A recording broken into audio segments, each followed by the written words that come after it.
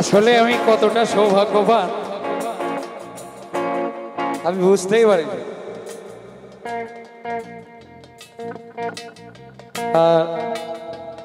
আমাদের মঞ্চে আমাদের স্টেজে এমন একজন গুণী মানুষ চরণ ধুলি দিয়েছে, উপস্থিত হয়েছে। সে ছোটবেলা থেকে যার গান শুনে শুনে বড় হয়েছে। মুক্তা সরকার, কেউ কি চিনি? এখানে যারা আছে দেখি তো কে কে চিনি? সবাই চিনি। তার দেখা কোনোদিন, তাকে দেখার সৌভাগ্য কোনোদিন হবে বলে আমার বিশ্বাস ছিল না। আজকে সেই মানুষটা এমন সময় স্টেজে আসছে,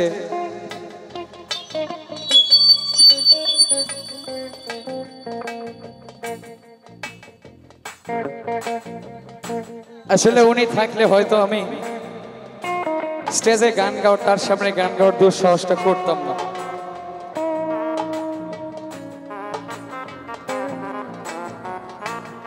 তো আমি আর গান গাইবো না।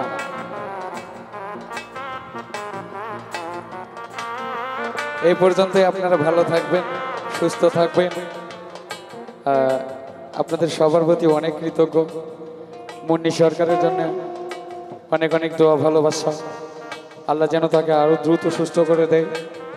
গানের মানুষ আসলে গান থেকে দূরে থাকলে মনে হয় জেলখানায় থাকা ভালো আছে। যদি জেলখানায় গান গাওয়ার সুযোগ দেওয়া হয়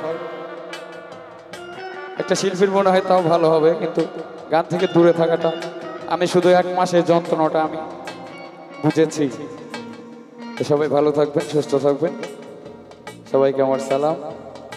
আর এই মুহূর্তে আগমন করেছেন মুক্তা আপা, তার চরণে আমার সালাম, ধন্যবাদ।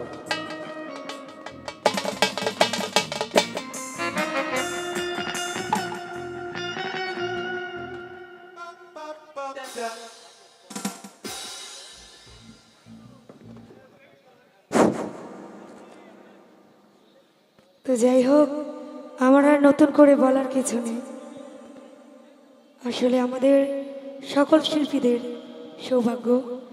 আমি আসলে বিশ্বাস করিনি যে আম্মা আসবে। আম্মা আমাকে গতকালকে রাত্রে কথা দিছে যে রাত যতটাই বাজুক আমি প্রোগ্রাম শেষ করে, আমার লাইভ শো ছিল একটা টিভিতে, শেষ করে তোর বার্থডেতে আসবো। তো আম্মাকে পেয়ে আসলে আমার আনন্দটা আরও দ্বিগুণ হয়ে গেছে। তো আম্মার প্রতি সালাম রাখছি, আসসালামু আলাইকুম। এখন আপনাদের সামনে গান নিয়ে আসছে লিমা পাগলি।